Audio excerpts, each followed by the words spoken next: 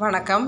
இன்றைக்கி நம்ம சேனலில் சத்தான சமையல் என்னன்னு பார்த்தீங்கன்னா, சிவப்பு கலரில் இருக்குது. இது ஒரு கேசரி தாங்க.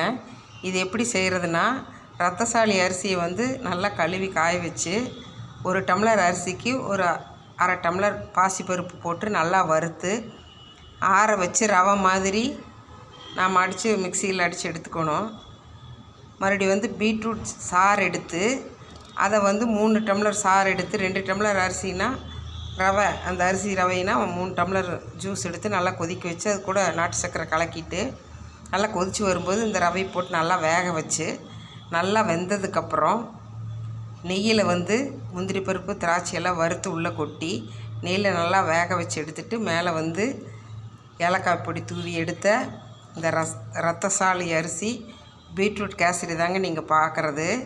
இது ரொம்ப சத்தாக இருந்தது, ரொம்ப டேஸ்ட்டாக இருந்தது. நிஜமாகவே இந்த மாதிரி ஒரு கேசரி சாப்பிடவே இல்லை, அவ்வளோ டேஸ்ட்டாக இருந்தது. குழந்தைகள்லாம் ரொம்ப விரும்பி சாப்பிட்டாங்க.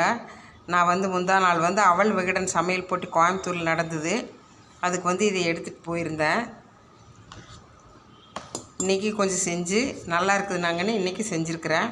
இதே மாதிரி நீங்களும் செஞ்சு சாப்பிட்டு பாருங்கள். அருமை சுசி சமையல் ருசி பற்றி லைக் பண்ணுங்கள், ஷேர் பண்ணுங்கள், கமெண்ட் பண்ணுங்கள். இன்றைக்கி சத்தான சமையல் ரத்தசாலி அரிசி கேசரி.